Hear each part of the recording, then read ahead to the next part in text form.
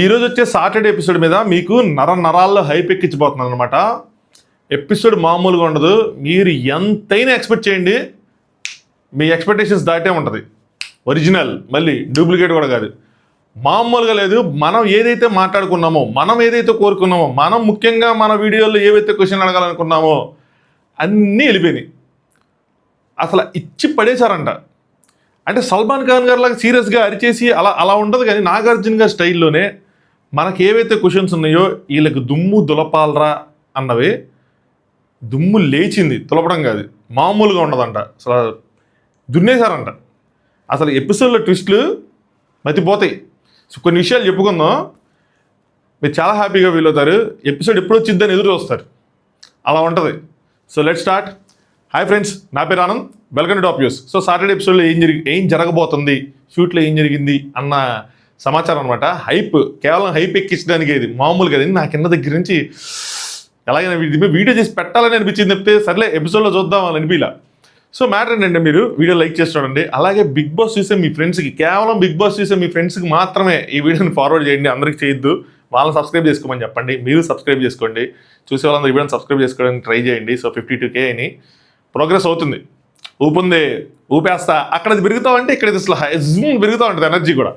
So first ఎపిసోడ్లో ఏమైందంటే ఈరోజు ఏఎన్ఆర్ గారిది 101 అని చెప్పి ఆయన బర్త్డే ఏదో దాని మీద స్పెషల్గా ఏదో చేశారంట. సో ఆడియన్స్తో కాసేపు మాట్లాడారు. దాని తర్వాత వెరైటీగా కెప్టెన్సీ టాస్క్ ఏదైతే ఉందో రంగు పడిద్ది, అక్కడ ఫౌల్ జరిగింది కదా, స్టాప్ స్టాప్ స్టాప్ అన్న దగ్గర భరణి గారు రాస్తారు 3 సార్లు. అదే టైంలో డేమన్ కూడా రాస్తాడు, మనం గుర్తించి చెప్పాం.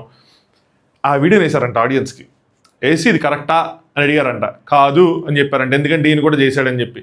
పదండి మరి కాదు అన్న తర్వాత మనం ఆగం కదా అని చెప్పి లోపలికి వెళ్ళి ఫుల్ కోటింగ్ పడిందంట. సో అక్కడ డీమన్ పవర్ని క్వశ్చన్ చేశారంట. సో ఏంటి ఆడికి గెలిచి వీడియో చూపించారంట. చూపించిన తర్వాత రీతుకి అసలు ఫస్ట్ ఫుల్ కోటింగ్ పడిపోయిందంట. అండ్ అక్కడ ఇంకోటి ఏముందంటే డీమన్ అలా రాసినప్పుడు రీతు కూడా చూస్తుందని చెప్పి అక్కడ నువ్వు ఫేవరెటిజం చూపించావు అని చెప్పి. సో ఇది అసలు ఏమాత్రం జెన్యున్గా లేదు అని చెప్తే, లేదు నేను ఫేవరెటిజం చూపించలేదు అది అని అందంట. కానీ నాగార్జున గారు తగ్గలేదంట. సో డీమన్ పవన్ ఒప్పుకున్నాడంట, కెప్టెన్సీకి నువ్వు ఏంటి వర్తీనా అన్వర్తీనా అంటే నేను అన్వర్తి అని అంటాడంట. సో నేను అన్వర్తి, నేను కెప్టెన్సీ తిరిగిచ్చేస్తానని చెప్పి కెప్టెన్సీ తిరిగిచ్చేస్తాను అన్నాడంట. కెప్టెన్సీ తిరిగిస్తానన్నాడా లేదంటే ఇల్లు తీసుకుని తిరిగి ఇచ్చేస్తానన్నాడంట. సో నాగార్జున గారు ఏం చెప్తారంటే, ఓ పని చేద్దాం, సో నాకు కూడా హౌస్లో ఉన్న వాళ్ళందరూ అడుగుతారు కదా ఏంటిది అంటే రాంగ్ అని అందరూ చెప్పేవాటికి కెప్టెన్సీ తిరిగి తీసేసుకొని రేపు అంటే ఆదివారం కానీ సోమవారం కానీ బిఫోర్ నామినేషన్స్ మళ్ళీ మీ నలుగురికే టాస్క్, మీ నలుగురే ఆడాలి. అగైన్ రీతునే సంచాలక్. సో ఏదైతే తప్పు జరిగిందో ఆ తప్పును రెక్టిఫై చేసుకోవడానికి ఇంకొక ఛాన్స్ అని చెప్పి ఇచ్చారంట. బట్ కోటింగ్ అయితే మాత్రం అన్నీ చెప్పను, మీరు ఇది ఎపిసోడ్లో చూడండి. నెక్స్ట్ వచ్చింది హియర్ కమ్స్ కాలచక్ర టాస్క్. అందులో ప్రియా గారు సంచాలక్. ఏమ్మా ప్రియా అని చెప్పి లేపారంట. ఆవిడకి ఒక వీడియో, దీనికి ఒక్కొక్కరికి ఒక వీడియో, అలా 3-4 వీడియోలు పడ్డాయంట. కళ్యాణ్ 2 చేతులతో ఆ పిల్లలు పట్టుకుంటాడు కదా, వాటి కోసం అన్నమాట. ఇది చాలామంది రేస్ చేశారు.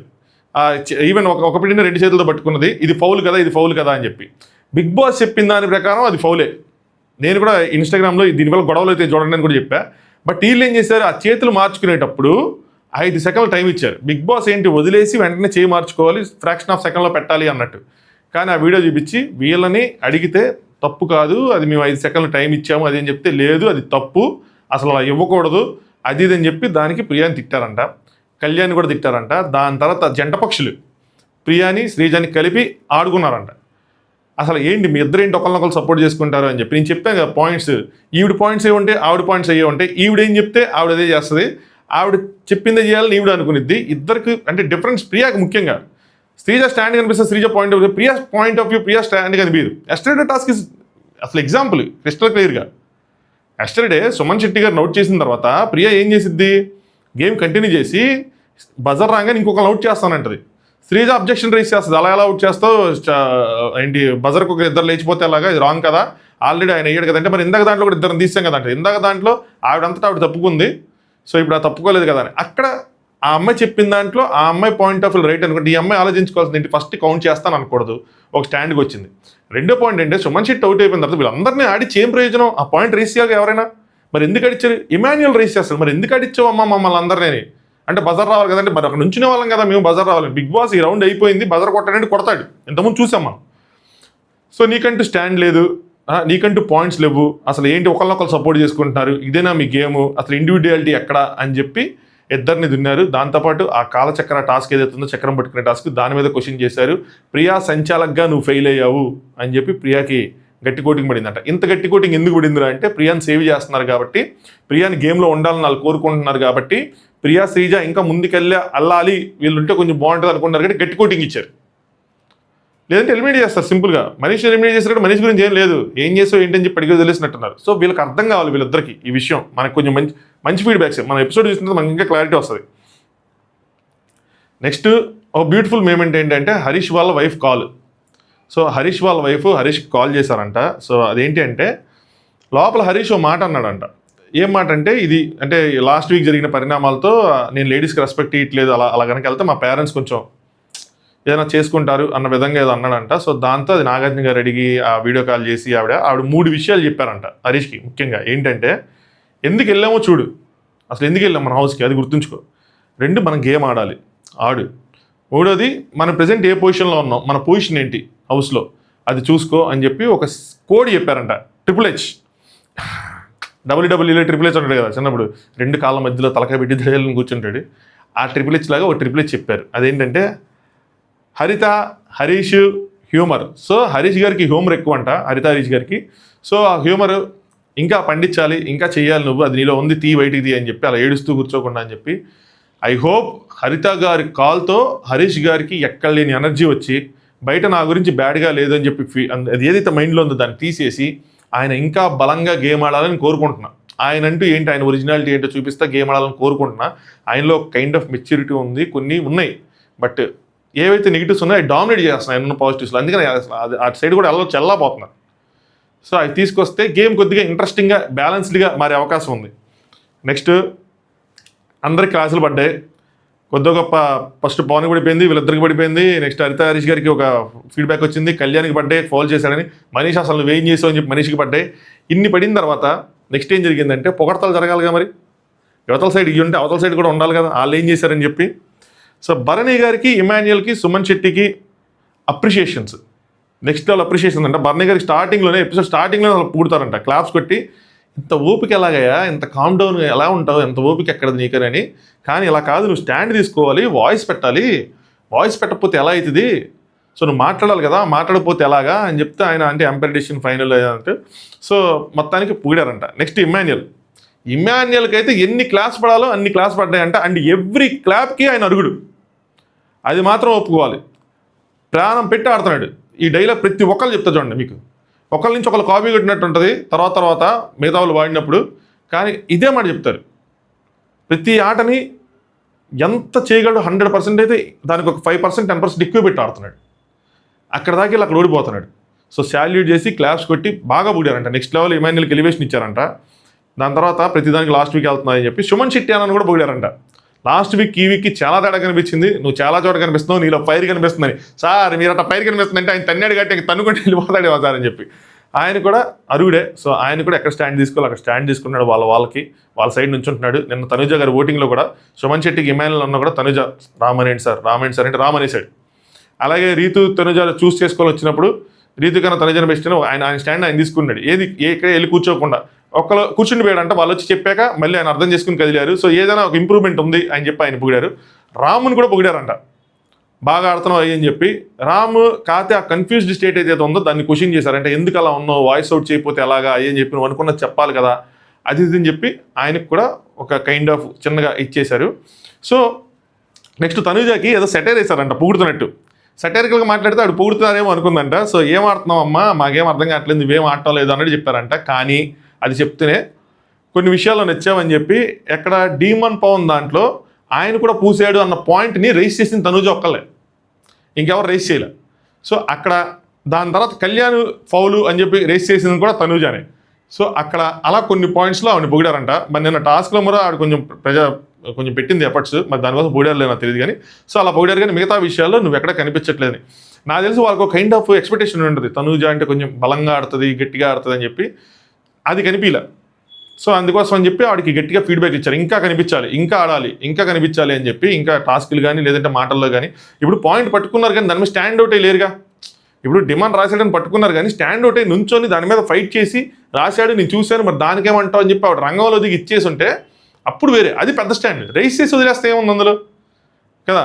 సో పాయింట్ పట్టుకొని ఇప్పుడు కాలచక్ర టాస్క్ అంటే అయిపోయింది కాబట్టి లైట్ తీసుకున్నారు, అక్కడ నుంచి ఆవిడ స్టాండ్ తీసుకుని ఉంటే వేరేలా ఉండేది, తనుజ గారికి నెక్స్ట్ లెవెల్ అయ్యి వచ్చేది, మనం ఏం చేయలేము దానికి. సో డీమన్ పవన్ ఎయిట్ చేస్తాడు, ఎయిట్ చేసే స్టేజ్కి వచ్చాడు, అలాగే హరితారీష్ ఎయిట్ చేశాడు, అన్నీ అయినాయి. Here come the twist, biggest twist ఏంటి, కెప్టెన్సీ పోవడం, అది చెప్పేసాను కదా, అది కాదు. సో వీళ్ళకి దొబ్బులు, వీళ్ళకి పొగడ్తలు పడిన తర్వాత రోల్స్ రివర్స్. సో ఓనర్స్ అయ్యారు టెనెంట్స్, టెనెంట్స్ అయ్యారు ఓనర్స్. సో రియల్స్ రివర్స్ అయిపోయినాయి. ఇప్పటి వరకు మన కామనర్స్ ఓనర్స్గా అనుభవించిన సుఖాలు చాలు, నీకు గోరోజనం బాగా ఎక్కువైపోయిందిరా గోవర్ధన అని చెప్పి మన మహేష్ బాబు గారు అన్నట్టుగా మారండి, రండి అవుట్ హౌస్కి రండి, చూద్దాం మీరు ఇంకేం చేస్తారో అని చెప్పి రూల్స్ రివర్స్ చేశారంట. అయితే ఇందులో ఇంకొక చిన్న ట్విస్ట్ ఉంది. ఆ ట్విస్ట్ ఏంటంటే రాము బర్నీ గారు ఆడి గెలుచుకున్నారు కాబట్టి, అది ఫ్రీగా బిగ్ బాస్ ఇచ్చింది కాదు కాబట్టి మీరు మాత్రం ఓనర్స్గానే ఉంటారు, మీరు టెనెంట్స్గా వెళ్ళరు. సో ఎవరైతే మన కామనర్స్ 6 ఉన్నారో వాళ్ళు టెనెంట్స్గా వెళ్తారు, ఎవరైతే సెలబ్రిటీస్ ఉన్నారో వాళ్ళు మెయిన్ హౌస్లో ఉంటారని. So again commoners versus celebrities అని చెప్పి ఇలా ఇచ్చినట్టు ఇది కామనర్స్ వర్సెస్ సెలబ్రిటీస్గా మళ్ళీ మారింది. సో ఇప్పుడు వాళ్ళు 6 ఉన్నారు, వీళ్ళు 8 మంది ఉన్నారు. ఇప్పుడు అందులోంచి ఒకళ్ళు వెళ్ళిపోతారు, వాళ్ళు 5 అవుతారు. 5 కలిసి బండంత చాకరీ చేయాలి, వంట చేయాలి, ఇల్లు ఉడవాలి, గిన్నెలు కడగాలి, బట్టలు ఉతకాలి. బా చూద్దాం. ఈ ట్విస్ట్ అవసరం, ఈ టైంలో ఈ ట్విస్ట్ అవసరం. నేను అదే చెప్తాను, 2 వారాల తర్వాత మారుస్తారు, 2 వారాల తర్వాత ఆటోమేటిక్గా అని చెప్పాను. టాస్క్ ఏమి ఉండదు, మామూలుగా మారుస్తారేమో అని చెప్పాను. మామూలుగానే మార్చారు, టాస్క్ పెట్టకుండానే. ఎందుకు ఇది దీనివల్ల ఏమవుతుందంటే ఇప్పుడు మన సెలబ్రిటీస్ ఏంటి, ఎవడి క్యారెక్టర్ అయినా మనకు తెలియాలంటే సింపుల్ బ్రో, వాడికి అధికారం ఇచ్చి చూడాలి. ఇప్పుడు నాకు 0 సబ్స్క్రైబర్స్ ఉన్నప్పుడు ఎలా ఉన్నా, 100 ఉన్నప్పుడు ఎలా ఉన్నా, 50,000 ఉన్నప్పుడు ఎలా ఉన్నా, వాళ్ళకి రిలాక్స్ అయ్యానా, ఇంకా కష్టపడుతున్నానా ఏంటి, నన్ను నేను పొగుడుకోవటం కాదు కానీ చెప్తున్నా మీకు, అలాంటి గుర్తించండి మీరు, ఇంకా కష్టపడతాం కానీ. So until unless health issues వచ్చేదాకా దేవుడా టచ్ వుడ్, అది మాత్రం అవ్వకూడదు. సో ఒక మనిషి ఎలా ఉన్నాడు, ఎలా ఉంటాడో మనం తెలుసుకోవాలనుకుంటే వాడికి ఒక అధికారం ఇచ్చి చూడాలి, ఒక బాధ్యత ఇచ్చి చూడాలి, అప్పుడు అదేంటో మనకు తెలుస్తుంది. సో ఇప్పుడు వీళ్ళకి వచ్చింది కదా అధికారం, వీళ్ళు వాళ్ళని ఎలా ట్రీట్ చేస్తారు. సో ఇప్పుడు అలాగే వాళ్ళు ఇప్పుడు పనులు చేస్తున్నారు కదా, వాళ్ళకి అర్థమవుతుంది వీళ్ళు ఎలాంటి బాధలు ఫేస్ చేశారు, ఎలాంటి ఫుడ్ తిన్నారు. ఇప్పుడు వీళ్ళు ఈ పనులన్నీ చేసుకుంటా గేమ్ మీద ఎలా ఫోకస్ చేశారు. ఇప్పుడు వాళ్ళందరూ ఏమో లేదు, వాళ్ళ పనులే కూర్చొని గేమ్ గురించి ముచ్చట్లు చెప్పుకోవటమే, వీళ్ళు అదే చేశారు. ఇప్పుడు వీళ్ళు పనులు చేసుకుంటే గేమ్ గురించి ఎలా ఆడతారు. ఆడియన్స్కి కామనర్స్ అంటే ఏదైతే నెగిటివిటీ ఉందో అది పోయి పాజిటివిటీ వస్తుందా, సెలబ్రిటీస్ అంటే ఏదైతే సింపతి అనో పాజిటివిటీ అని ఉందో అది పోయి నెగిటివిటీ వస్తుందా. ఇది చాలా అవసరం ఈ సీజన్కి, ఈ స్టేజ్లో ఇది చాలా అవసరం. సో చూద్దాం ఏం చేస్తారు ఏంటి. ఇవైతే మాత్రం మెయిన్ పాయింట్స్. నాకు మాత్రం విన్న తర్వాత ఎక్కిందిరా, నరాల్లోకి హైప్ ఎక్కింది చెప్తా ఉంటే. మీకు కూడా హైప్ ఎక్కింది, మీరు కూడా నైట్ ఎపిసోడ్ కోసం వెయిట్ చేస్తాను. వాళ్ళు కనుక ఏదైనా రాంగ్గా కట్ చేసి ఏదైనా చెయ్యాలి, మీరందరూ నన్ను గట్టిగా వేసుకుంటారు, అది మాత్రం నిజం. బట్ చెప్తున్నాను కదా, నేను మాట్లాడాను కాబట్టి అక్కడ ఉన్న వాళ్ళు సాటిస్ఫై అయ్యారు, నేను సాటిస్ఫై అయ్యాను కాబట్టి మీరు సాటిస్ఫై అవుతారు అనుకున్నా. అలాగే ఫైర్ ఉండదు, అరిచేసి గోల్ చేయరు, మనం అనుకున్న పాయింట్ నాగార్జున గారు పెడతారు. అది మెయిన్ నేను చెప్పేది. అది సీరియస్ టోన్లో బయట get out from my mother land అలాంటివి ఉండవు. నవ్వుతానే ఏమా ఫౌల్ కనిపించలేదా, కళ్ళు దబ్బినియా, ఓకే అలాగే ఉంటుంది. ఆయన స్టైల్లో ఆయన ఉంటుంది, కళ్ళు దబ్బిని అంటారు కానీ ఆయన స్టైల్లో ఆయన ఉంటుంది. ఇంకొక పాయింట్ అయ్యా మర్చిపోయాను, fun element of the episode. Flora Saini గారు నెక్స్ట్ సంజన గారు నెక్స్ట్ లెవెల్ ఫన్ చేశారంట నాగార్జున గారు, లేదు థమ్స్అప్ లేపేశారంట. ఆయన వీడియో వేస్తానంటే సార్ మీరు హ్యాండ్సమ్గా ఉంటారు, మీరు ఇది అని చెప్పి ఆయన ఫ్లట్ చేసి అది చేసి ఇది చేసి అక్కడ చాలా అంటే చాలా ఫన్ జనరేట్ అయిందంట. ఫన్ కాబట్టి నాకు అది చెప్తున్నప్పుడు ఓకే ఫన్ స్కిప్ చేయండి, నెక్స్ట్ చెప్పండి, అది వదిలేండి అన్నట్టు వెళ్ళాను అనమాట. సో ఇది నేను ఒక పాయింట్ ముందు ఒక పాయింట్ వెనక అలా చెప్పాను. అలాగే చాలా సబ్ పాయింట్స్ ఉన్నాయి, ఇంకా చాలా పాయింట్స్ ఉన్నాయి, నేను కావాలని స్కిప్ చేశాను. మొత్తం 45 నిమిషాల ఎపిసోడ్ నేను చెప్పేస్తే మీకు ఇంకేముంటుంది.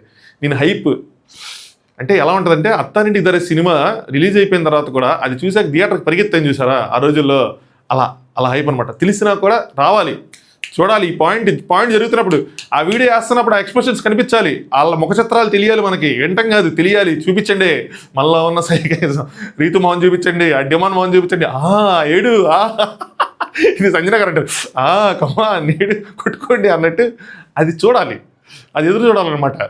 సో అలాగా కొంతమంది ఎలిమినేట్ అయిపోతున్నప్పుడు కూడా, ఎలిమినేట్ అయిన తెలిసినా కూడా మనం అది పెట్టుకొని ముందుకి వెనక చూస్తాం చూసారా, ఎక్కింది అని చెప్పి సాయిరామ్ సాయిరామ్ సాయిరామ్ అబ్బా సాయిరామ్ అని చెప్పి అది ఆ కైండ్ ఆఫ్ ఫీలింగ్ మీలో క్రియేట్ చేశా.